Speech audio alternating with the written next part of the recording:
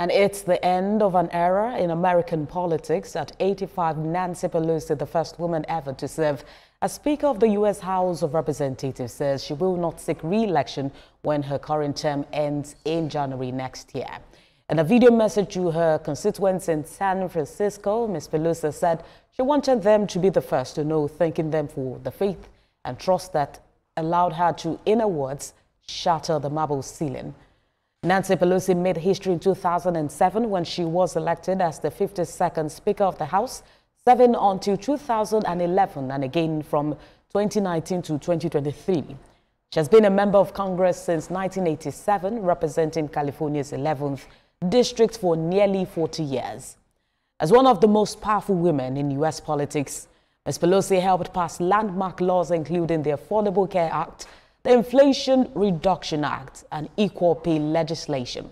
She also championed climate action, healthcare reforms, and women's rights throughout her career. President Joe Biden called her the best speaker in American history and praised her decades of leadership and service. And known for her sharp political instinct and historical fundraising ability, Ms. Pelosi says she now looks forward to her final year in office and to passing the torch to a new generation of leaders. Nancy Pelosi leaves Congress as one of the most influential and trailblazing figures in America's political history. And Dr. Emmanuel Perimel, founder, Destination Peace Baltimore, joins me from Maryland. It's good to have you join us at this time. Nancy Pelosi's decision to step down marks the end of a remarkable political journey. How significant would you say this moment is in U.S. political history? Well, first of all, it strikes a personal chord for me.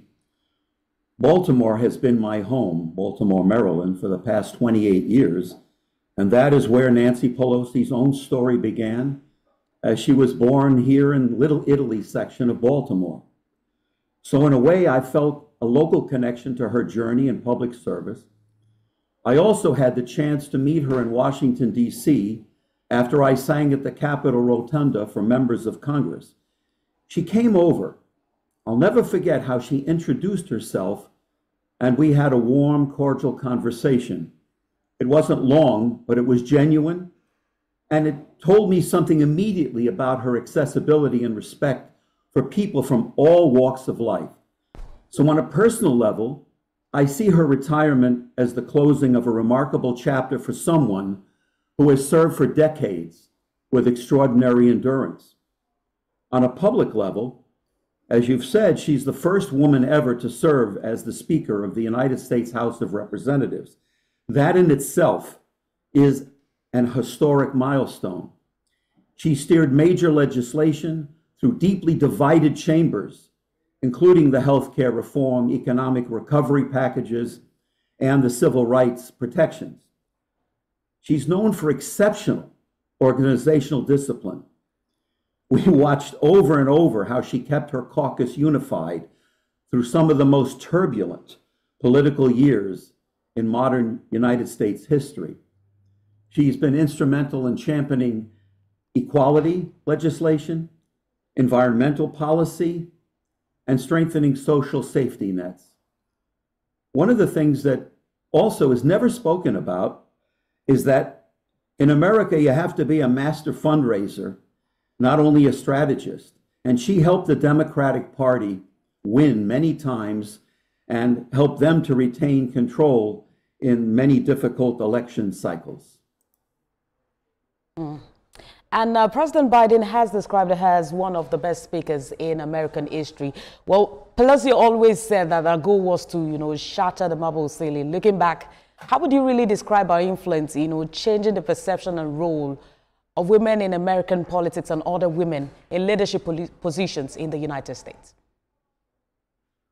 Well, first of all, you have many women who have entered politics since her initiation, and they have been extremely successful. And it's no wonder, because of the fact that she has been a role model to many generations coming. There have been times that she had difficulties with the young people coming in and felt that it wasn't their turn and that they needed to grow and they needed to evolve. And so she became a lightning rod for the different divisions, not only between Republicans and Democrats, but as we now know, she was a lightning rod for what was taking place in her own party. So she has set the tone, and she will always be remembered as having been that successful woman to come into politics. And Pelosi's tenure saw the passage of major laws like the Affordable Care Act and Inflation Reduction Act, like I mentioned earlier. Which of these legislative achievements, in your own view, would you say best, defines her own legacy as a person, as an individual, or someone, holding a political position? Well, again, you're bringing up something that will be controversial from the different sides. But first of all, I have to say that if I were to say one word to describe her, it would be trailblazing, because she did shatter those historic barriers, becoming the first woman speaker. However, her strategy to bring these landmark laws that you're talking about, the Affordable Care Act, the Dodd-Frank financial reforms, and the climate legislation, I believe her ability to unify her caucus was unmatched. Also, there are other areas too that showed her resilience. She opposed the Iraq War. She navigated impeachment proceedings, political backlash. Nancy Pelosi consistently demonstrated fortitude under pressure. Her leadership endured through shifting political landscapes and intense partisan divides. It's no wonder that at the age of 85 that she's now going to retire. Better sometimes to retire, we've learned from some of the greatest sports figures, to retire when you're at the top of your game. Right. Let's talk about what you think may have really informed a decision to resign. And what does this retirement really say about, the ongoing debate about age, retirement, and leadership in American politics? Well, I think that the progressive wing has gained tremendous influence, but it doesn't have full control. We've seen progressive ideas, climate, healthcare, social equity, move from the fringes to the mainstream conversation. But I think she sees that the Democratic Party, although it still contains a strong centrist current, the leadership, fundraising base, and many elected officials, they're starting to change.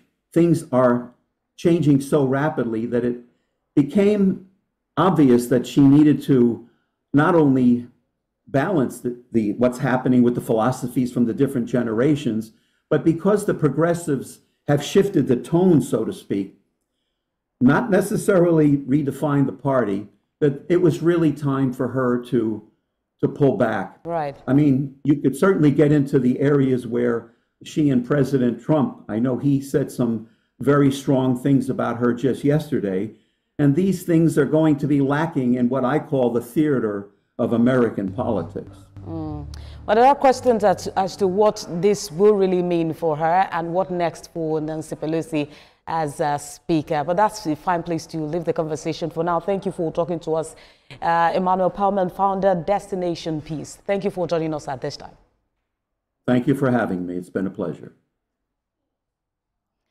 But that's it on the world now at this time. For more updates on the stories we're monitoring, you can visit our website on www.tvcnews.tv. You can also follow us on our social media handles, Facebook, Instagram, and on X at TVC News NG.